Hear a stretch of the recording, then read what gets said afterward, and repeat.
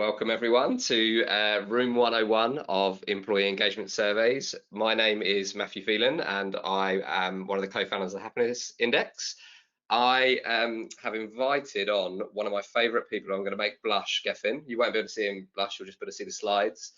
But I have two rules for people that I work with. They have to be experts in what they do, and my secret rule is they have to actually be a really nice person.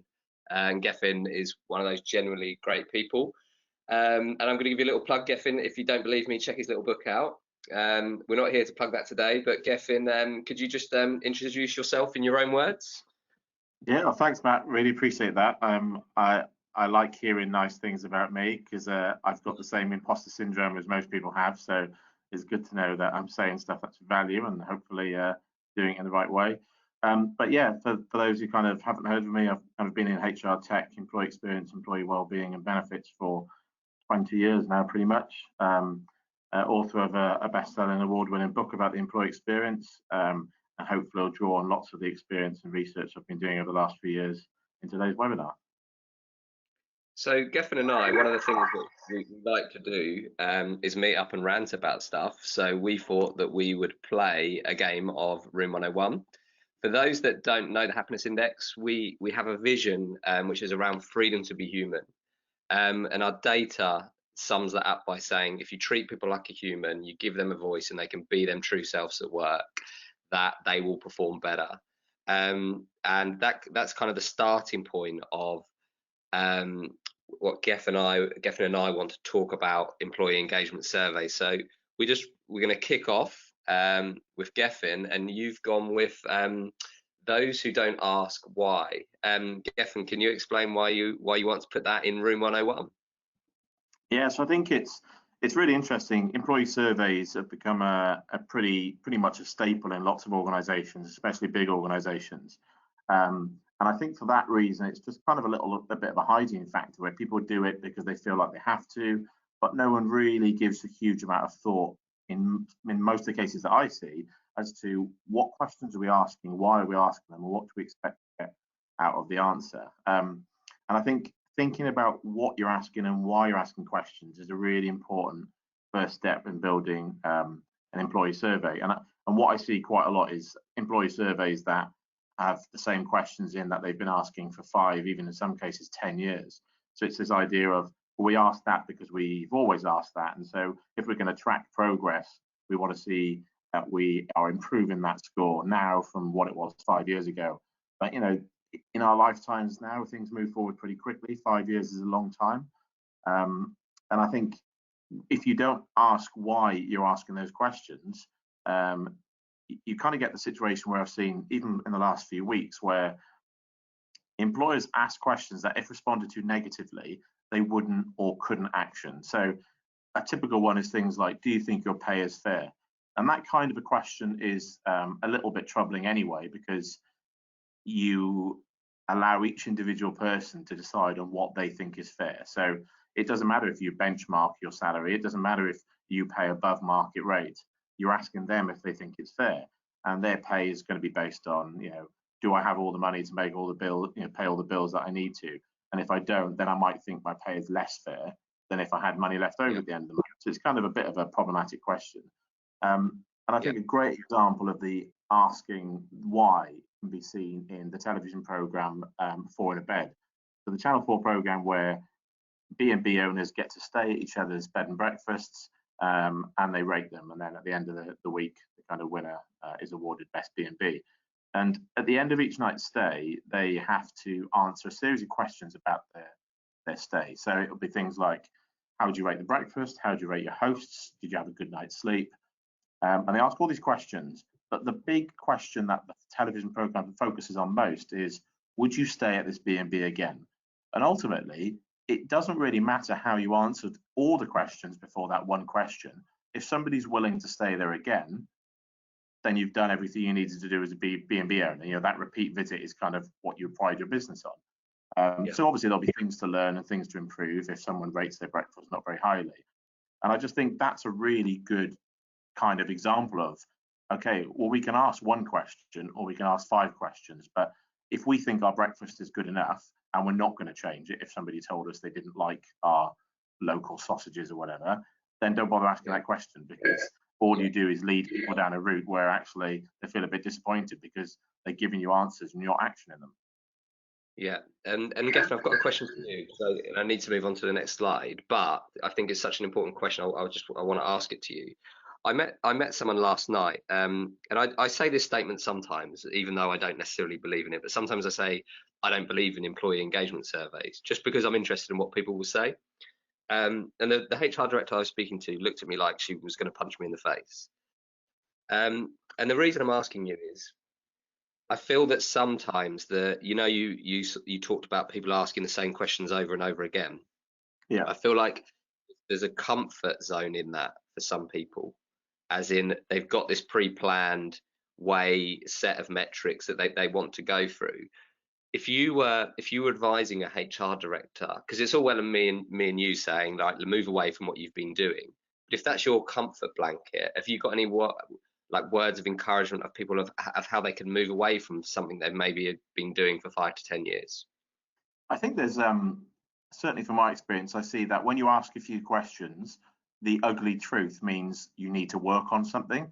So if you don't ask the question, you don't know the truth. If you don't know the truth, you don't have to do anything on the back of it. So I think a great example would be, imagine if you went home and said to your husband, wife, boyfriend, girlfriend, partner, whoever it might be, and kind of said, are you happy in this relationship and could I be doing more? That will open up a can of worms, right? You'll start having a very big conversation quite quickly about, well, actually, you could put the toilet seat down a little bit more, or you could pick your socks up off the floor. So all of a Were you in sudden, my house last night, Gethin, watching me and my wife? yeah, or don't eat 3 cupcakes for dinner, which I know you did last night. So you start to get actions on the back of it. Now, if you continue to ask the same old questions, you don't necessarily have to do that, but that comes back to that why. If you really want to improve stuff for your staff, ask the questions that matter. Be prepared to take action on the back of the responses you get. That's really useful, Gethin. I'm going to move us forward. I'm using so surveys in companies without a trust culture. Really interesting one. Can you talk about this, Gethin? Yeah, I think anyone who's listened to my podcast or read the book will know that organizational trust, I think, is the foundation for so much of what we do. Well-being has become a really important part of the employee experience for so many people. And I just do not believe that good well-being can happen at work if the people don't trust the reasons why you're rolling out well-being and they trust you to do the right thing with any information they share with you. So I think it's critical for organizations to create a culture of honesty and transparency that encourages employees to give us honest answers. So if we don't have trust, they don't give us the truth. If we're not getting the true answers, then what's the point in running a survey? If you're just going to run a survey just to get answers, just so you can report to the board that everyone's happy when that's really not the truth, then there's kind of no point in doing this kind of stuff. I mean, we discussed this yesterday, Gethin, didn't we? But we see this a lot where I personally get CEOs that contact me that have had bad Glassdoor ratings, and they say to me, "Can you fix my Glassdoor?" And obviously the answer is no, because you've got to build from the culture and the trust element. And again, because I've got you on, I'm going to ask you advice, Gethin. If you've got a CEO and you're working with a CEO and their teams are not trusting them, have you got any advice about what that CEO could do in that situation? Perhaps they've been getting really bad Glassdoor reviews, and they don't know what to do. I know there was a CEO yesterday from a big company was talking about their own mental health issues and was opening up to their teams. But have you got any advice for the CEO that's getting feedback that they're not trusted? Yeah, so I think it's about trusting people to do the right thing. So if I'm going to tell you I'm disengaged, I need to trust that you are going to be genuinely interested and genuinely care about that and want to make a difference. I love using analogies. I'll give you another example. So I went out for Sunday lunch with my parents last week. The meal wasn't as good as we expected. And we kind of did that thing that most typically British people do, where we were complaining for ages, but we weren't actually going to complain to anybody who ran the establishment. So guy comes over to take our plates and say, how was everything? And then we all looked at each other, no one said anything. And I just kind of said, not great, actually. Quite a lot of the food was cold, chicken was overcooked. It just wasn't a good meal, really. And the guy was like, oh, I'm sorry about that. Would you like to make a complaint? And I was like, no, it's fine. Don't worry about it. And the guy went and got the bill, and then we got the bill, and it was normal. No one mentioned it again. We didn't get a free bottle of wine. We didn't get 20% off the bill. Nobody came to speak to us. And it's like, why did you ask that question when you don't, it's almost like they just ask that question because that's kind of what you do at the end of a meal when you waiter or waitress serves you. And it's like, Yeah. that was a great opportunity for them to turn a negative experience really positive. If he had flagged that up to somebody and somebody came over to our table and said, I understand you're not happy with the meal, really sorry about that. We've taken 20% of your bill. We'd love you to come again and just prove that this might have been a one-off. We would have gone back, and now I will never go back there now. And I think how we react to stuff is built in that trust in a culture. And so I think CEOs need to make sure that when you have an ugly truth, if you ask a question and you find out most of your people are disengaged, say 50% of your people are disengaged on the back of your survey, most people wouldn't want to tell the company that 50% of people are disengaged, because we kind of feel like, well, that will disengage the 50% of people that are engaged. But it doesn't work like that. I think you need to have the ugly truth and lay it out to people. So the companies that do this really well and the CEOs that do this really well stand up in front of the business and say, we scored really low here, and that's concerning to us, and this is why it's concerning, and this is what we're going to do about it. Great advice, Gethin. I'm going to move you on to your third one. Annual surveys. Oh, this is a big one, Gethin. So really interesting, right? So pulse surveys became popular a couple of years ago, and you would expect that most people now do much more regular surveys than annual, but you'd be surprised how many people I see that still run annual surveys. A lot can change in a year. Let's look at the state of Britain at the moment, right? So within the space of 12 months, we've kind of across the world, we've impeached the president. We've lost 2 members of the royal family. It's kind of, a year is a long, long time really in people's lives, and in most employees' lives, that's probably about 20 to 25% of how long they're ever going to be with you. So it's quite a long period of time, and things change quite a lot. Our lives change. We could become parents, we could get married, we could get divorced, we could move house. We struggle with stuff all the time. So asking people every year doesn't really tell you anything. And so I think we need to really focus on the fact that things change really quickly. So we need to ask people questions really quickly. And so, you wouldn't ask your friends and family once a year how they're getting on. So it doesn't really make sense that it's commonplace for employees to be given the chance to voice their opinions on just an annual basis. Right. And I think some of those annual surveys as well, in my own experience as a manager. So I used to work for a large assurance company for 5 years, managing a team of about 20 people. And we used to run our annual employee survey about a week or so after we gave everyone bonuses. And we used to give everyone pretty good bonuses. And so typically we started to see that our engagement scores were pretty high. But I don't think that was a true reflection of what people felt like at the rest of the year. We just, the day we asked them how they feel about working with us was a week after we gave them enough money to pay off their credit cards, go on holiday, buy a new car. So actually they felt pretty good about working with us at that period of time. But I think later in the year we got the same results. We see that a lot. I get a call again, the call from the CEO of a retailers, and they always say they want to start checking in on how their people feel, but they don't want to do it at Christmas. And I always pretend that I don't know why they want to do that, and I let them explain it to me. But I always think there's an opportunity here to look at it from a business competitive advantage. So if you take the Christmas example, if you look after your staff better than your main competitor, you're going to have a better Christmas than them. So you can either face up and try and help, or you can kind of bury your head in the sand, which I think it happens a lot. I also hear stories about retailers who have employee communication blackout periods. So kind of throughout December, because that's a really big time for retail, they don't like communicating to employees because it's obviously they know how busy they are. But if that's a really busy time for them, that's probably one of the right times to ask them, because you might get more truth at those times when they're probably most busy and stressed than at your quiet periods of the year. Yeah, and I think we need to create a new law. We might call it like the Gethin law or something. But something I've noticed is that people say they say, when we do an annual survey, we get so much data back. It takes us like 6 months or a year to analyze it. So if we were to do it more regularly, that would be even worse. But what we see is that the more regularly you ask, because it becomes part of your process and you're using more technology, it creates less work than an annual survey. But there's kind of so.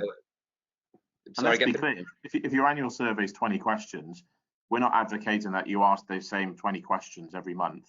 Yeah. you can spread those out, ask the same questions in different ways and get different answers. And it's, I did a psychology degree, and it was heavily research based, and it's kind of the basics of asking questions is, if you want the real answer, you ask the same question slightly differently, and that way Yeah. you find whether somebody's giving you the answer you want or whether they're actually giving you the truth. Yeah. So I'm going to try and make this a thing. It's going to be called Gethin's Law from now on, and it's the more open you are to feedback, the less work it creates for the HR team.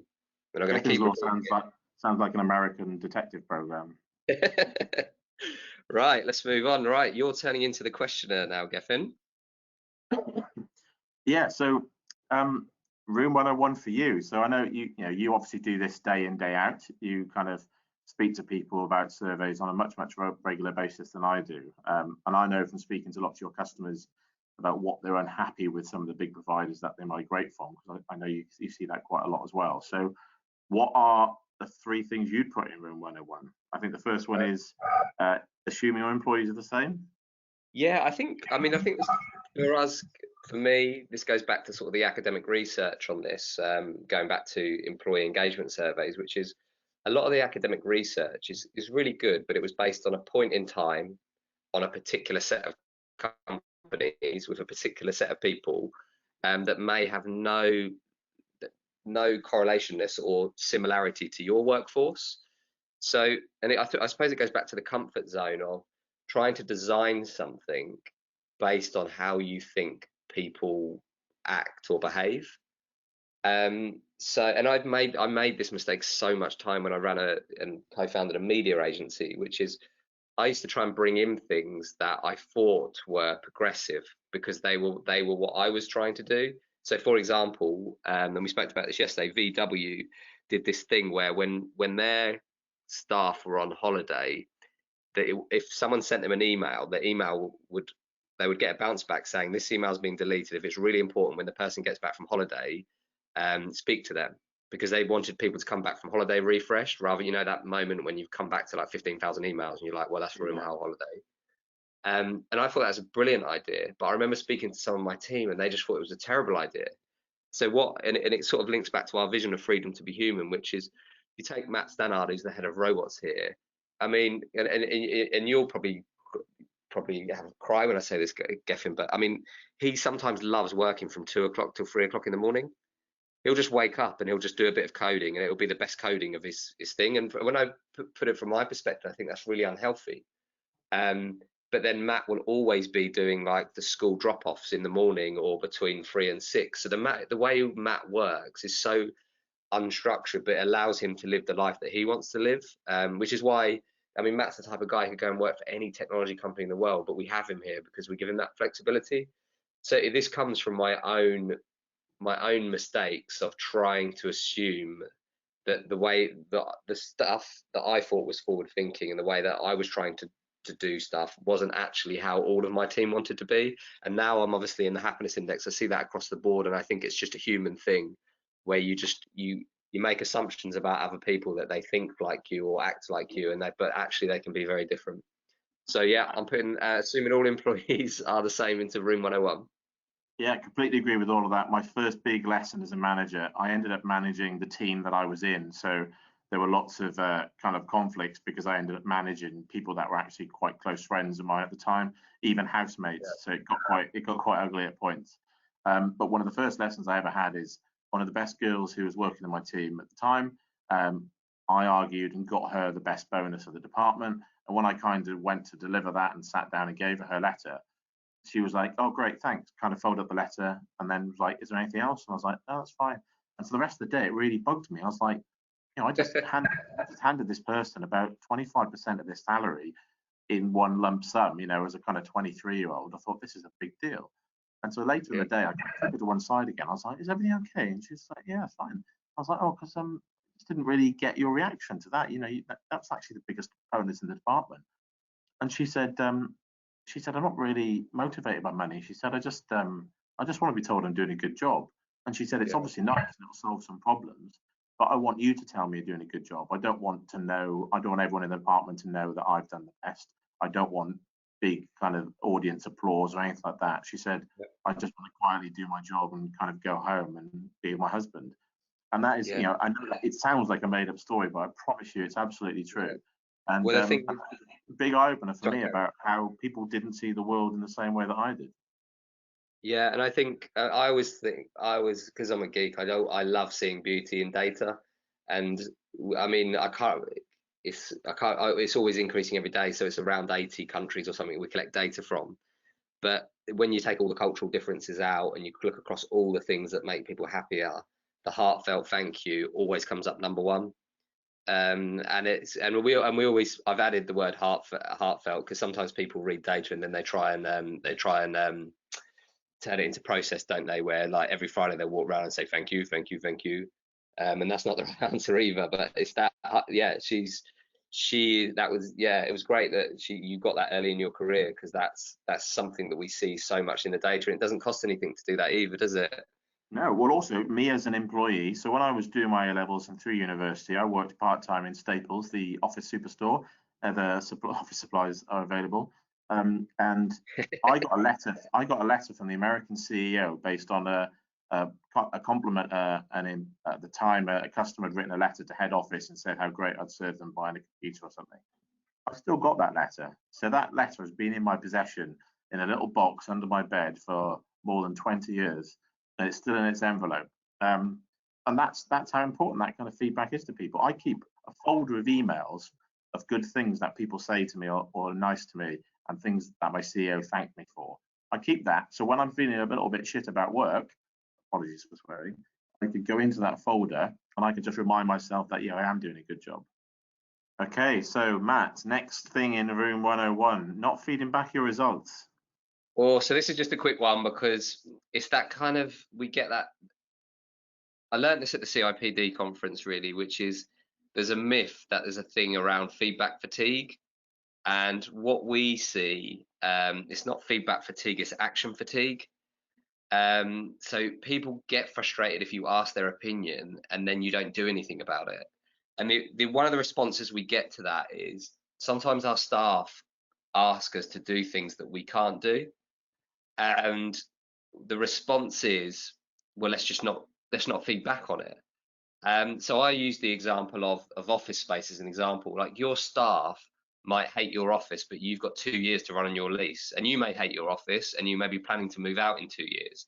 But by not communicating that back to your team, it's just not treating them like adults. So I think it's fine to feed back on stuff you can't do anything about because it's just a normal conversation that you should be having as human beings. So there's the obvious, which is get on with action year, but there's also it's fine to feed back on stuff you can't solve straight away. And I think one of the things that's changed, I remember the sort of early 2000s, and Caroline reminded me of this about how much investment went into HR tech in that period. But then a few years later, a lot of that investment was pulled out. And my kind of feeling on that is that the technology just wasn't there at the moment. So when we're working on clients that have, for example, got 400,000 employees, you'd look at it and think, if we're a HR team, that's just too much data to feed back. But that's where the technology's moved on, where you can use artificial intelligence to help build insight reports and prioritize what your action should be. So the HR team are using their brains rather than their hands, because what we see is a lot of HR teams what they're doing is a lot of manual tasks that they could use AI to really help them. So yeah, it's a simple one. Not really much more to say on that one, Gethin, other than if you're going to ask people their opinion, at least making sure it's two-way dialogue. Yeah, and it's like we said before, right? It's that ugly truth. Sometimes you don't have all the answers, and sometimes the answer you need to give people is difficult, but they still need to hear that. And I think when we talk about the employee experience, we talk about it being a collection of all these different things that happen within your organization. And Yeah, so just because you're delivering one piece of bad news amongst 10 good things, it doesn't undo the other nine. It's kind of, people will take that on a balance. They will look at, okay, we can't move offices for 2 years, but they are doing this for me. They are giving me the benefits or the pay rise or offering flexible working. And back to that 400 bed example, people will take the balance of everything and actually decide their employee experience is good because actually on the whole, I've got all the things I wanted bar one or two. yeah, and even me who deals with this every day, like, and I won't say which company I was at, but we had feedback as a leadership team that had been some stuff, and it's been very open here around sexual discrimination. And I looked at the feedback and I thought my instinct was to feedback, but feedback after the situation had been dealt with.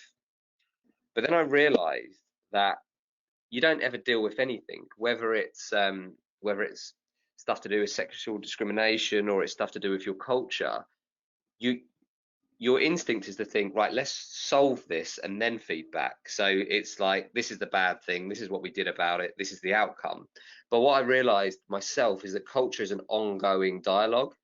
So I had to sort of like retrain myself. So when we had that feedback, I just acknowledged it and said, this will never be solved. This is an ongoing thing that we need to be talking about. The specific example was around an employee using terms that may have been acceptable in the 70s or 80s, definitely not in the 90s, but they are just using outdated terms. And we needed to discuss that as a company. And we did. And we moved on from it, but it was never going to be solved, as in you're never diversity, inclusion, belonging is a good example of that. It's not like something you can ever go, right, we're done on that. So I realized feedback is actually, it's an ongoing dialogue that you can't get it in, solve it. It's not action orientated. So yeah, I've just been a bit open and sharing on that one. Yeah, I think I echo all of that. I think that's absolutely true that, if you're trying to create a good workplace culture, your work will never be done, because time, as we mentioned before, society moves on at a great pace, and what's important to employees now might not be the same in 5 years. So it's an ongoing process, and looking at employee feedback and asking their opinions and getting their comments is a continual improvement thing. You can't just look at, right, we're going to get this score to 100% and move on to the next thing, because something will happen to reduce that score to 70% without you even doing anything negative. It's just, that's the way of the world and the way of change. Yeah. So thanks, one Gethin. more thing to go in room 101, looking at employee survey data in isolation.